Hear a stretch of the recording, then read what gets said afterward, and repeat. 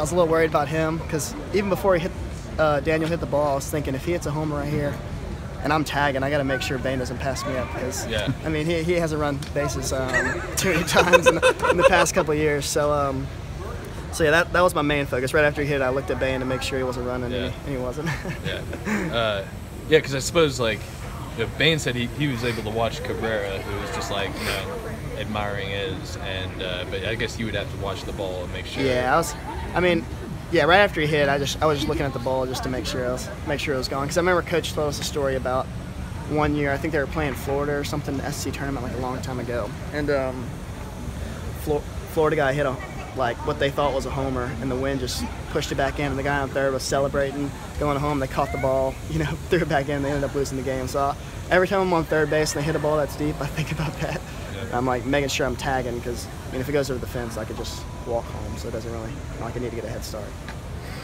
What was that defense look like when they put Watson at second base, you in center field, and I'd have been interested to see. I mean, I heard Watson played short in high school, and he's a freak athlete, so I'm sure he could do it. For Bane, I mean, like he's sprinting down to the bullpen to get warmed up, like literally right before he hits a two-run double. Like, does that even surprise you, considering what he's kind of done this year? No, not at all. I mean, and I think that's kind of just show that he's just having fun with it. Like it's not. Sometimes maybe people, they're on deck and they're thinking too much. They're thinking so much about their at bat, but if you just loose and just let your abilities work, then good things will happen. What were you thinking? I mean, obviously you want to get a hit at that point, but when you see 95 coming at you at that point in the game, was it? Yeah, you don't have much time to think. But once it hit me, I was fine with it because obviously just to get base runners any way we can. It's not like if I'd have got a hit, we'd have won the game, But so I mean. Yeah, and honestly, it didn't feel too bad. Bane said you said it almost felt good after. I mean. A little bit. It was a little bittersweet, I guess. I don't know if that's the right terminology, but just wish it was a little warmer. yeah. I mean, it wasn't like yesterday where I was like freezing. So I was kind of warmed up because I always, if on a cold day and if I think I'm going to come up that inning, I kind of try to sprint into the dugout to get warm. So I was feeling good.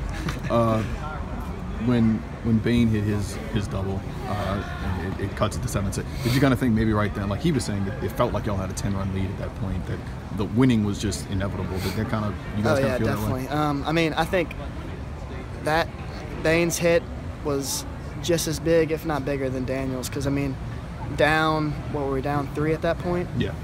Down 3. I mean, it's hard to really have a lot of hope. If he hits a single, then we still score 1 or 2. Then we still got to, bang the ball around a little more. But after he hit that, double, put us in a great position, second and third, no outs. I mean, it was just bound to happen. Could you have scored from first?